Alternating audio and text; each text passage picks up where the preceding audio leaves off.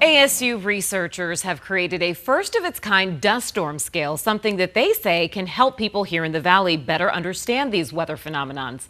12 News journalist Jade Cunningham has more on how it works and how they hope that it can increase public safety. That's a pretty good-looking wall of dust there. Dust storms are one of Arizona's most recognizable weather events. You can see how quickly it's moving towards us when you look this way. Many probably remember last August. Boy, this has a real big potential to kick up a lot of dust. When traffic slowed, airplanes were grounded and day turned to night. Visibility is now, it's not even 100 feet. They do happen really any time of day. They can happen. It just depends on when those storms move through. Now in an effort to categorize these storms, So it's been like a 5-year focus project. researchers at ASU with about a dozen other experts created a first-of-its-kind dust storm scale. Initially, though, it was tied to looking at air quality and being able to map out extreme events that happened related to air quality and dust exposure. ASU's geographical science and urban planning teaching professor, Dr. Ryan Heinzman, says the Phoenix dust storm scale is kind of similar to the enhanced Fujita or EF scale of tornadoes. It's not a forecasting,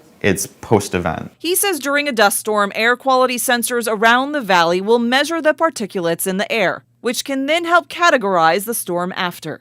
Cat 1 would have the lowest concentration of dust. If you take in a breath during a Category 1 event, so with 1,000 micrograms per cubic meter of dust, that would be roughly the equivalent of a few hundred pieces of dust entering your lungs or breathing in. Category 5, however, would have the highest and is most likely from a major storm. The primary one, which is the Category 1 through 5, associated with just concentration of dust. And then we have subcategories that are based on the duration of the event. How long did it last? There's spatial extent, and then we also have wind gusts, because wind is a primary component of these dust storms, and if they have a certain threshold, in this case it's over 25 miles per hour, it would be a high wind gust storm event. These stop signs are just about to snap over. The infamous July 5th, 2011 dust storm was a Category 5. The storm last August, It's getting really dark. only a Cat 2. Can't see anything out here. The wind just keeps picking up and moving even quicker. One of the main reasons why it likely wasn't such a significant event is because it only lasted for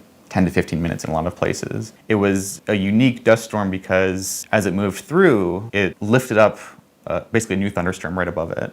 And that precipitated out, it rained out, and that rain really quickly pulled all the dust from the air. It's not just the rain and the water that's coming down.